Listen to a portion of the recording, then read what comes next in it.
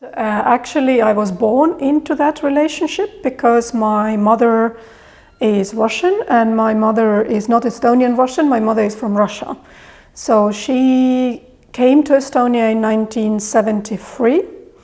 I was born in 1976.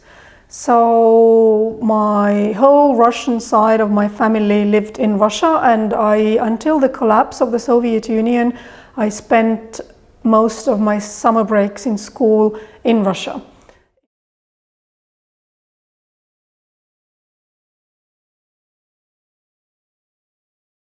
People in Europe not always understand what it means. It's not that there is a town and then it's 100 kilometers and then there is a border. No, there is a town, there is a tiny river which is about 100 meters wide, and then there's Russia on the other side.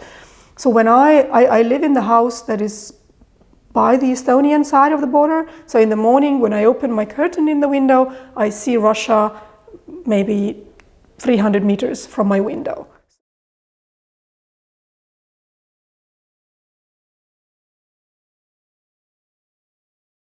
Luckily, I see a lot of dialogue in cultural affairs, in a bit more maybe, but should be more dialogue in science and research and in higher education. But culture is the main, I think, cultural dialogue. Business relations are suffering because of the sanctions and because of the fall of ruble, and but still they're still going on. I think the biggest problem, of course, is a dialogue on a political level. So that's the hardest and most complicated.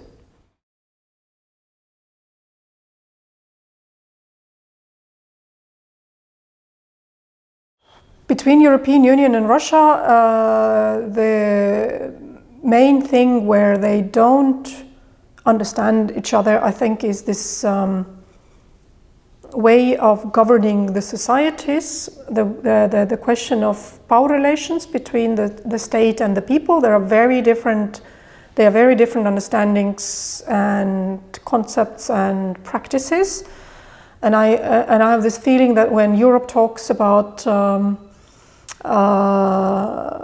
even democracy or elections or something, or media relations, Russia hears something else, because Russia is understanding it from its own reference point, and the vice versa. When Russia speaks about media, elections, and government and people relationship, Europe doesn't actually hear what Russia says.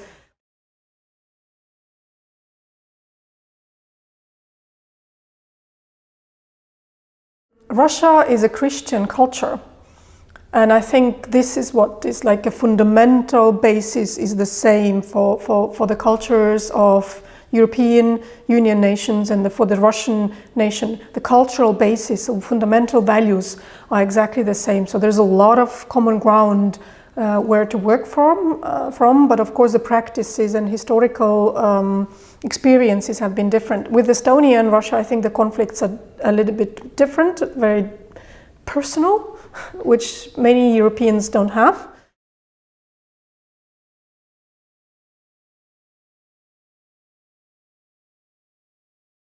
The pain and the bitterness about Soviet time is still there. So there are many Estonians who are not ready to let it go, what happened to them or to their families or to their grandparents, for example. But I can see that there is a new generation coming, which is today they are maybe 16, 17, 18. They have no deep negative feelings towards Russia. They have, of course, they might repeat what their parents say at home or what their grandparents say, but I can see that it's not personal to them.